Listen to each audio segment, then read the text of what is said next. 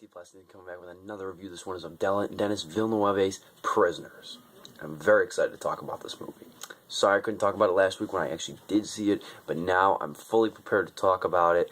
I wrote my review for Influx Magazine, going to try and get it in the school newspaper. There's a ton of things I want to do with this review. I want people to see this movie, number one of all. So, I didn't see Denis Villeneuve's movie Incendies, which a lot of people were talking about. It was nominated for Best Foreign Language Film a couple years ago at the Oscars. Didn't get around to seeing it. Now I'm dying to see it, okay? I love Prisoners. I just want to get that out there. Loved it. I thought it was a masterwork of film. I hope everybody watching this gets an opportunity to try and see it, because the last time I remember plugging a movie this much and demanding people to go see it was probably Ryan Coogler's Fruitvale Station back in July. But this is a must-see. Prisoners, okay? It stars Hugh Jackman, Jake Gyllenhaal, two excellent actors who I adore. Hugh Jackman, though, stars as a vigilante father, okay, who has a 6-year-old daughter, and he goes over for Thanksgiving with his family to Terrence Howard's house, who also has a 6-year-old daughter. So the two daughters play a little bit before supper, okay? So then what winds up happening is they can't find the daughters when supper comes, okay? They're looking all over. They can't find them. They're worried, sick. They don't know what to do. They wind up calling the police and getting an Amber Alert issued for the two girls. And the only information that they can provide is Hugh Jackman's son saw them playing on a guy's RV, and they told him to get off. They find the RV parked later at a gas station, and the driver is Paul Dano's character, okay? And they arrest Paul Dano. They take him into custody until they find out that he's kind of got like the attention span and the IQ of like a 10-year-old. He's very shaken. He's very confused. He's totally detached from reality and the seriousness of the situation. So what winds up happening then is, as Hugh Jackman, as I said, is a vigilante, takes this in his own hands. He winds up kidnapping Paul Dano after he is released, because he can't provide any evidence. They don't have any proof or anything that he did anything. So they he kidnaps Paul Dano. He holds him in a decrepit apartment, and he basically mutilates and tortures him until he gets the answers. But this movie is not a torture picture.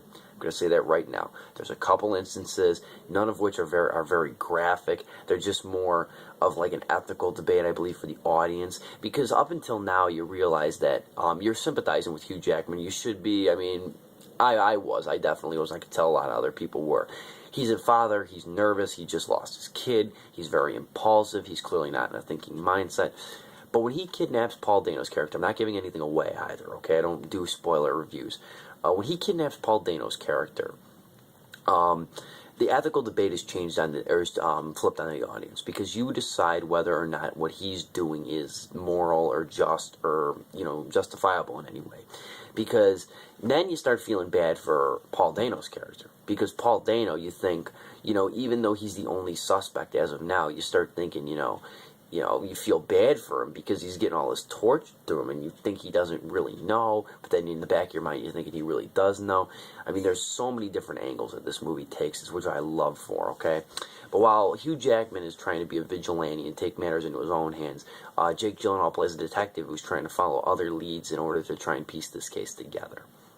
So that's the plot of Prisoners. I like the fact that it deals a lot of plot development, but it also doesn't neglect a lot of characters in it.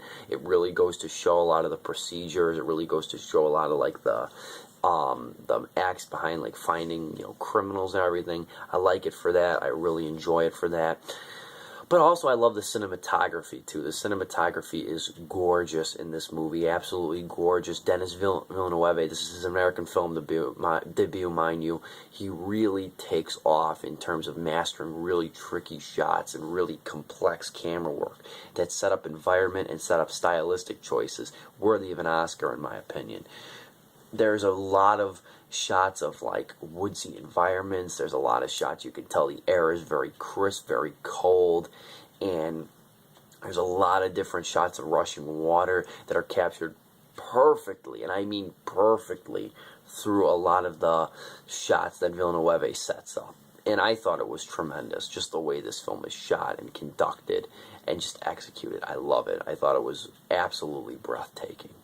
But Anyway, though, the performances are wonderful. The performance to watch here that nobody, I think, a lot of people are going to look over is Paul Dano, who was in There Will Be Blood. He was in The Girl Next Door, Little Miss Sunshine. He was also in the movie For Ellen, which I don't believe really many people saw. I didn't care too much for it. I liked the second half a lot more than I liked the first half. But anyway, Paul Dano, though, he always seems to never get credit, even though he pulls off very tricky roles very well. Because you got to think with this character, he has to play a very blank character, very little facial expression. Only time he talks is in barely audible, disjointed sentences, and he has to really play a victim as well as a suspect. And I think that's a very difficult role that he plays off perfectly. You can also criticize. Well, it just got really dark in here for some reason. I think the now it's getting back light again. It's like the sun, sun. I mean, anyway, what winds up happening though then is as far as Paul Dano goes, is like I said, he has to play a very complex character, which I thought was great. And like I was saying though, the other thing, I'm sorry, the sun screwed me up. But like I was saying, though, the movie is very well done. It's very pristine. It's beautifully shot. It's totally gripping. It's 150 minutes long. One of the first movies I think that doesn't feel its length. A lot of movies, even if they're really good, I can start feeling that they're long.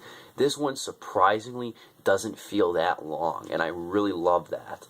And it really keeps you guessing. I hate saying that, but it really does. It really keeps you involved. It really keeps a moviegoer active. You're not. I think a lot of thrillers keep you at their mercy, and you're just sitting there. You're watching the stars. You're like, okay, this looks fine, but then you're just sitting there, and it's boring. You know what I mean? And they're total. A lot of thrillers nowadays are total star pieces. You know what I mean? They don't care about any of the the mystery or anything. It's all, or the intrigue. It's all about the stars and everything. Prisoners defies that. While it has very big names, it really keeps in tune with the story, and really with the character investment and the plot progression too. I love it. I think it's one of the best films of the year. A+ on Influx Magazine reviews below. 4 stars completely. I can't wait. I'll be giving my analysis in a video of my 10 favorite films of the year. This one is guaranteed to make it top. And like I said, this is the start to Oscar season, mind you. It's the late September. It's the start to Oscar season.